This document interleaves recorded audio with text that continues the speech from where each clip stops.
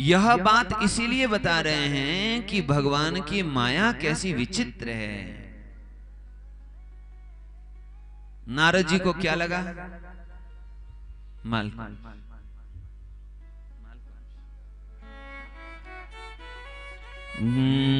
जीता काम अहमिति अधिकाई,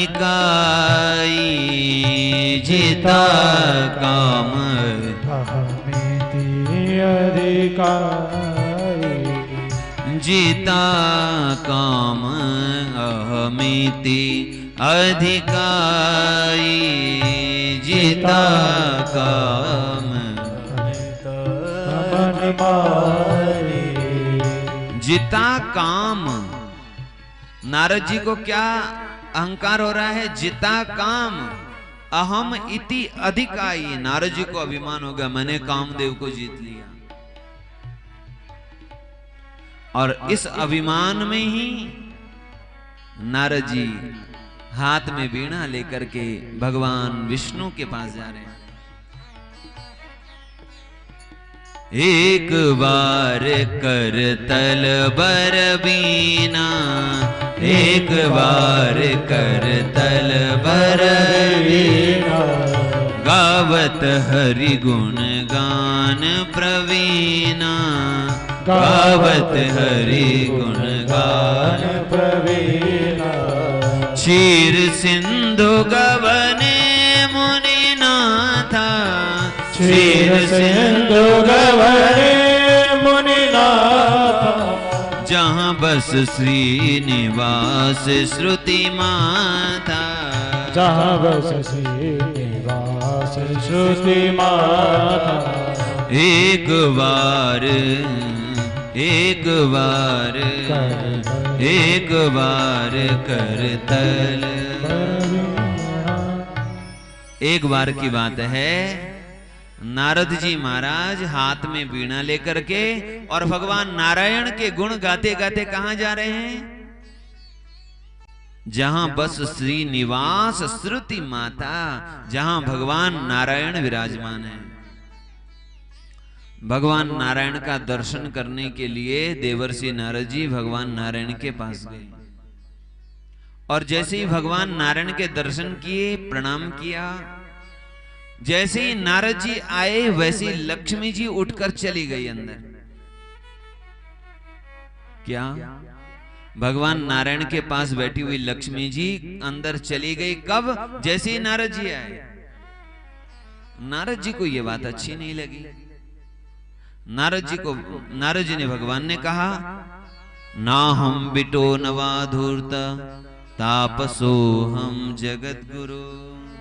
भगवान, हे जगत गुरु, मैं कोई धूर्त नहीं हूं, मैं कोई असुर भी नहीं हूं, मैं तपस्वी हूं। फिर मुझे देख करके मां लक्ष्मी अंदर क्यों चली गई? हाँ, जितेंद्रियो जित क्रोधो जित मायो जनार्दन। अपना परिचय दे रहे हैं। जितेंद्रियो, मैंने इंद्रियों को जीत लिया है। जितक कामो, मैंने काम को जीत लिया है। ऐसा मैं हूं, फिर मेरे को देख करके माता लक्ष्मी क्यों चली गई? तो भगवान नारायण ने कहा, भाई देखो, एक सामान्य सी बात है, जहां पुरुष पुरुष बैठ रहे हो, बात कर रहे हो, वहां स्त्री का कोई काम नहीं है, इसीलिए लक्ष्मी जी चली गई हूं। छोटी सी बात को ऐसे मन पे नहीं लेना चाहिए। नारद जी ने कहा, नहीं प्रभु, कुछ तो बात है। तो भगवान नारायण ने समझाया, बात ऐसी है, जितमायोस्मि गीतज्ञ नैवं वाच्यं कदाचन। ये जो तुम अब तक कह रहे थे ना कि मैंने काम को जीत लिया, माया को जीत लिया, अरे माया को कौन जीत पाएगा? माया स्वतंत्रा है, वो भगवती है, उसको कौन जीतेगा? अहंकार नहीं होना चाहिए कि मैंने माया को जीत लिया, काम को जीत लिया। माया को कोई नहीं जीत सकता। तुम ये अभिमान मन में मत रखो। वो माया बड़ी बलवती है, तो जानते हैं नारद जी ने क्या कहा? बोले भगवान मैं माया को देखना चाहता हूं। ये लो, मैं उस माया को देखना चाहता हूं। दृष्टो कामोस्मि ताम मायाम दर्शय आसु महीधरा। मैं उस माया को देखना चाहता हूं। भगवान ने कहा अच्छा माया देखना चाहते हो, ठीक है। उसी समय गरुड़ जी को आदेश दिया, गरुड़ जी भगवान के चरणों में आ गए। भगवान ने नारद जी को कहा नारद जी चलो हमारे साथ गरुड़ जी पर बैठ करके। आगे नारद जी को बिठाए और पीछे भगवान नारायण विराजमान होकर के गरुड़ पर बैठ करके जा रहे हैं। चलितो विनता पुत्रो वैकुंठाद् वायु वेगवान। वायु के वेग की तरह विनता के पुत्र पक्षीराज गरुड़ भगवान के वाहन वायु के वेग से चल पड़े। जैसे ही वैकुंठ से चले आगे गए तो एक जगह देखा बड़ा दिव्य नगर है, सुंदर सरोवर और निर्मल नदियां बह रही हैं। सुंदर वहां के वृक्षावली है, पुष्पावली है। वहां के खिले हुए कमल पुष्प की सुगंध ऐसी कि दूर दूर तक उसकी सुगंध जा रही है। भौरे उस सुगंध और रस को देख करके उस कमल पुष्प की ओर दौड़े चले आ रहे हैं। ऐसा दिव्य वहां का वह वन, दिव्य वहां की वह भूमि देख करके भगवान ने नारद जी से कहा नारद हम लोग बस थोड़े ही दूर कहीं जाएंगे, लेकिन उससे पहले इतनी प्यारी यहाँ की नदी है, इतना यहाँ का निर्मल जल है इस सरोवर का, थोड़ा सा स्नान ही कर लेते हैं। नारद पहले आप स्नान करो, क्योंकि तुम्हारे हाथ में जो लोटा कमंडलू है ना, ये कमंडलू है और ये वीणा है, आपका मृग चर्म है, इसको संभालने वाला भी तो कोई चाहिए। तो ये तुम मेरे पास दे दो और तुम स्नान करो। जैसे ही नारद जी ने वहां डुबकी लगाई, जैसे ही बाहर निकले तो नारद जी भूल गए मैं कौन हूं। नारद जी स्त्री रूप में प्रकट हो गए, नारद से नारदी हो गए। ये देखो भगवान की माया। ततो हम स्त्रीत्वमापन्न चारु भूषण भूषिता। ये नारद जी स्वयं सुना रहे हैं। नारद जी क्या हो गई? स्त्री हो गई। सुंदर उन्होंने वस्त्र आभूषण पहने हैं, रूप यौवन से संपन्न वह नारदी। नाम कुछ अभी उनको मालूम ही नहीं है। मैं कौन हूं, कहां से आया हूं, किसने मुझे पैदा किया, कोई विचार। मैं पहले नारद था, अब मैं स्त्री हो गया हूं, यह भी विचार नहीं। नारद जी स्वयं वेद व्यास जी को सुना रहे हैं। वेद व्यास जी, मैं सोच रहा था कि मैं हूं कौन। चारों तरफ देखा, कोई दिखाई नहीं दिया। अपने आप को देखा तो हूं तो सब कुछ ठीक है, सब कुछ बहुत सुंदर हूं, पर अकेले क्या करूंगी यहां। इतने में सामने देखा एक तालध्वज नाम का एक सुंदर युवक दिखाई पड़ा। वह युवक राजा है। जैसे वह दिखाई पड़ा, उसको देख करके मेरा मन भी मचल गया कि बहुत अच्छा है, कोई राजा जैसा लग रहा है। ये राजा जैसे लग रहा है और मैं रानी जैसी लग रही हूं। वह तालध्वज नजदीक आया और मुझसे पूछने लगा, यानी नारदी से, वह सुंदर स्त्री से, देवी आप कौन हैं, कहां से आई हैं, आपका नाम क्या है, बताएंगे। आप बड़ी सुंदर लग रही हैं। कोई आप राजा की राजकुमारी हो या स्वर्ग से आई हुई कोई अप्सरा हो, गंधर्वी हो, कौन हो। राजन्ना हम बिजानामि पुत्री कस्येति निश्चयम्। हे राजन, मैं नहीं जानती कि मैं किसकी पुत्री हूं। निराधारास्मि, मेरा कोई आधार नहीं है। मैं किनकी बेटी हूं, किनकी बहन हूं, कहां से आई हूं, मुझे नहीं पता। मुझे यह भी नहीं पता कि मुझे जाना कहां से, कहां है। मुझे ये भी नहीं पता मैं कहां से आई हूं। तो उस युवक ने, तालध्वज ने कहा, देवी आप बहुत सुंदर लग रही हो, सौभाग्य सुंदरी आपका नाम होना चाहिए,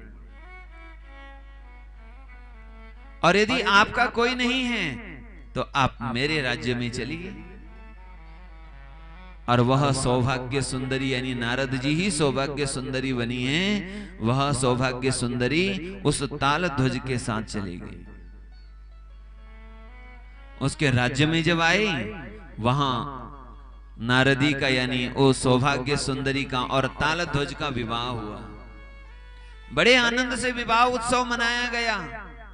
विवाह हुआ, कुछ दिन बीते, वह पट्टरानी हो गई। मनी मन सोच रही है, कितना बढ़िया सुख सुविधा है। वहां थी सरोवर में अकेली थी, यहां आई तो परिवार मिल गया, राजमहल मिल गया, सुख सुविधाएं मिल गई, और वहीं की होकर के रह गई। कुछ समय बीता, जाता गर्भवती चाहम मुदम प्राप नृपस्तदा।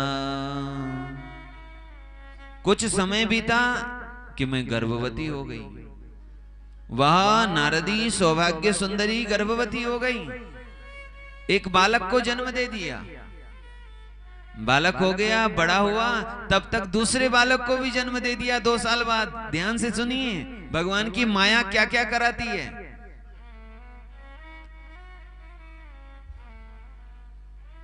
2 साल बाद दूसरा बालक हुआ, फिर तीसरा बालक हुआ, चौथा बालक हुआ। एवं 12 पुत्राश्च प्रसूता भूप सम्मता। कितने बच्चे हो गए? 12 बच्चे हो गए। परिवार खूब बड़ा हो गया। थोड़ा समय और बीता, पुनरष्ट सुता काले काले जाता स्वरूपिण। फिर 8 बच्चे और हो गए। फिर वो जो 12 बच्चे थे, वो जब बड़े हो गए तो उनका विवाह हुआ। उनका विवाह हुआ तो उनको भी बच्चे हो गए। मेरा इतना बड़ा परिवार हो गया। अब मैं उसी को सब कुछ मान रही थी। ये मेरा पति है, ये मेरे बच्चे हैं, ये मेरे बच्चे की पत्नी है, ये मेरे बच्चे के बच्चे हैं, और बच्चों को खिलाते रह गए। कभी इस बच्चे को गोदी में लेती हैं, कभी इस बच्चे को गोदी में लेती हैं। रम गई वहां, भूल गई सब कुछ। समय बदला। एक दिन यह हुआ कि हमारे राज्य में, हमारे परिवार में ही, हमारे बच्चों में ही आपस में झगड़ा हो गया। और झगड़ा इतना अधिक हुआ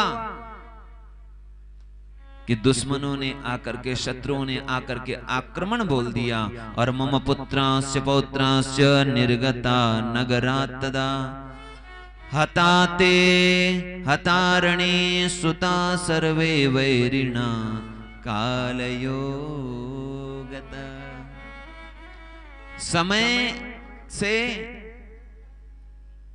काल का प्रभाव देखो, कब समय बदलता है।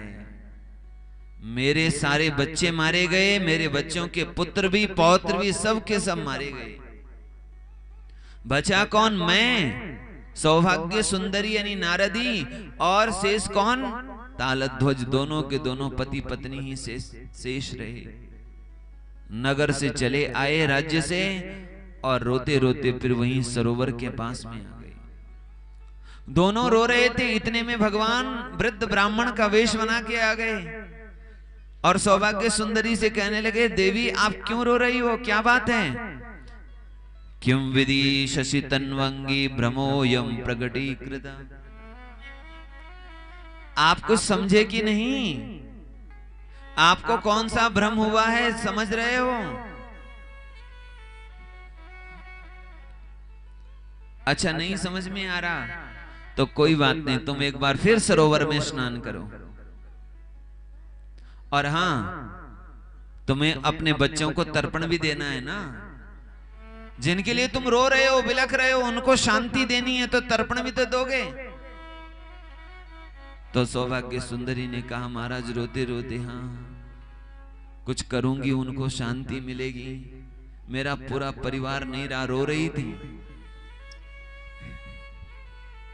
जैसे ही पुनः सरोवर में गई, स्नान किया, पुनः नारद जी के रूप में उनका पुनः पुरुष रूप में प्रकट हो गई। अब क्या चाहिए? जैसे ही पुनः नारद जी वापस नारद जी हो गए, पुरुष रूप में प्रकट हो गए, नारद जी को बड़ी लज्जा आई। इधर नारद जी खड़े हैं, उधर वह तालध्वज खड़ा है। अब नारद जी को पता चला, क्वगता मम भार्या सा कुतोयम मुनि सत्तमा। इधर नारद जी तो आ गए नारद रूप में, उधर वो तालध्वज रो रहा है, मेरी पत्नी कहां चली गई? आपने अभी उनको कहा कि सरोवर में स्नान करो, और वो चली तो गई, वापस नहीं आई, वो अपनी पत्नी के लिए रो रहा है। तब भगवान ने उसे भी बोध दिया और फिर नारद जी को कहा, देख लिया आपने हमारी माया। इतने में भगवान अपने स्वरूप में प्रकट हो गए। वहीं गरुड़ जी आ गए, गरुड़ जी पर विराजमान होकर के भगवान के वो नारद जी की वीणा, उनका कमंडलू, उनका चर्म लेकर के भगवान गरुड़ जी पर विराजमान हैं। और नारद जी से कहा, नारद जी आप मेरी माया देखना चाहते थे, आपने हमारी माया देख ली ना। तब नारद जी ने भगवान के चरण पकड़ लिए, प्रभु आपकी माया आप ही जानो।